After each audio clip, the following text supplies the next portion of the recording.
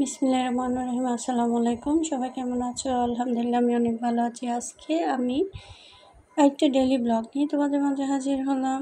এখানে আমি মূলা সিদ্ধ করতেছি, মূলা দিয়ে মুরগি রান্না করব। আর এখানে আলু রান্না করা আছে গতকালের অল্প স্বল্প। তো এখানে মুরগি ধুয়ে রাখছি আমি,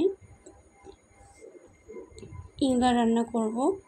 তারপর পেঁয়াজ কাটায় রাখছি। তো যাই হোক, আমার রান্নাবান্না শুরু করে দিচ্ছি। এখানে ভাত রান্না করে ফেলছি আমি। তারপর করলা ভাজিগুলো একটু জাল দিয়ে রাখলাম। তো সকালবেলা আসলে রান্নাবান্না নিয়ে সব মেয়েরাই ব্যস্ত থাকে। আর একটা কথা শেয়ার করতেছি, আসলে আমি মাঝে মাঝে আমার ভিডিওগুলো সবার ভিডিও আপুদের ভিডিওগুলো দেখে কমেন্ট করতে পারি না। এটা কি আমার সমস্যা হয় না তোমাদেরও হয়? আমাকে একটু কমেন্টসে জানাবা। কারণ আপুরা তো বুঝবে না আমি যে ভিডিও দেখছি। আমি যদি কমেন্ট না করি আপুরা বুঝবে আমি ভিডিও দেখি নাই। তো গতকালও সেম অবস্থা হয়েছে, এর আগেও আরেকবার হয়েছিল। গতকাল দুজনের ভিডিও দেখে কমেন্ট যখন করতে পারতেছি না আর ভিডিও দেখি নাই। এটা অবশ্যই 3-4 ঘন্টা পরে আবার ঠিক হয়ে যায়। তো কেন হয় এটা, এই জিনিসটা আমি বুঝতেছি না। তো তোমরা যদি কেউ জানো এই ব্যাপারে আমাকে একটু কমেন্টসে জানাবা। তো যাই হোক, আমি মাংসটা রান্না করে ফেলতেছি। এখানে সবগুলা উপকরণ দিচ্ছি: হলুদ, মরিচের গুঁড়া, জিরার গুঁড়া, ধনিয়ার গুঁড়া, আদা রসুন বাটা। সবগুলা মিলাই আমি একটু কষাই নিচ্ছি। তো আপুরা তোমরা তো জানো মাংসতে কী কী দিতে হয়, এগুলো আবার নতুন করে বলতে হচ্ছে না। তারপরেও বলে দিলাম, নতুন আপুরা যারা রান্না করতে পারো না তাদের জন্য বললাম। তার মরিচগুলো একটু কষাই নিচ্ছি ভালো মতো। এগুলো ভালো মতো কষানোর পর তারপর আমি মূলা দিয়ে দেবো।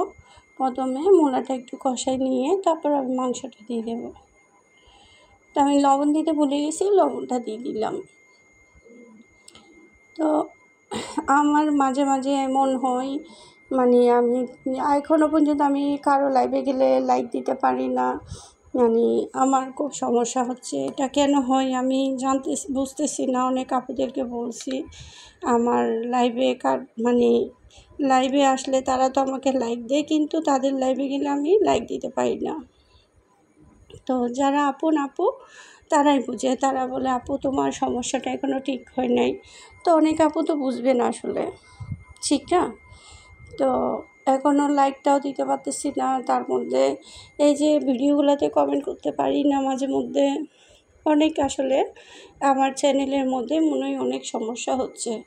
আমি আসলে কিছুই বুঝতেছি না। আসলে ইউটিউবের ব্যাপারে আমি অনেক কিছু জানি না। তোমরা যদি আমাকে জানো এ ব্যাপারে একটু বলবা, আমাকে সহযোগিতা করবা। এতক্ষণ যারা আমার ভিডিওটা দেখছো একটু লাইক দিয়ে দাও প্লিজ। আমার লাইকটা একদমই কম হয়। তো লাইক দিলে আমার ভিডিওটা সবার মাঝে চলে যায়। তোমরা আমাকে একটু সহযোগিতা করবা প্লিজ প্লিজ। আর আমি এখন লাইভ করব বিকাল 5টা থেকে।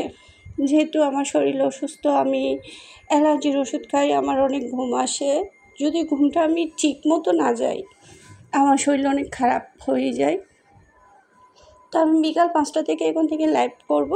সবাই আমার লাইভে যারা যেই আপুরা জয়েন করো সবাই একটু জয়েন করে ফেলবা।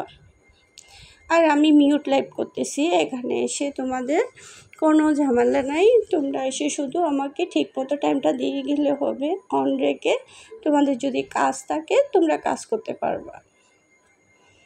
আমি মাংসটা দিয়ে দিচ্ছি, এখন ভালো মতো নেড়ে ছেড়ে দিচ্ছি। আসলে কাস্তে কাস্তে না আমার দমটা অনেক কমে গেছে। বেশিক্ষণ কথা বলতে পারি না, আমার অনেক দুর্বল লাগে। তার মধ্যে আমার অ্যান্টিবায়োটিক তো চলতেছে। অ্যান্টিবায়োটিক খেলে এমনি তো শরীর অনেক দুর্বল হয়ে যায়। আরও 3-4 দিন খাইতে হবে অ্যান্টিবায়োটিক।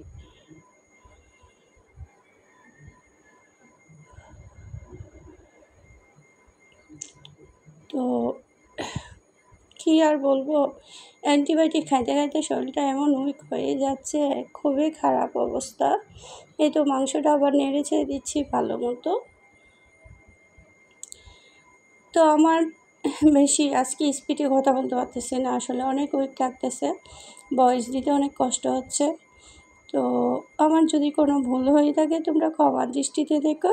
আর আমাকে যারা নতুন সাব করবে তারা অবশ্য কমিউনিটিতে লেটার দিয়ে আসবা, আমি সম্ভবত তোমাদের চ্যানেলে চলে যাব।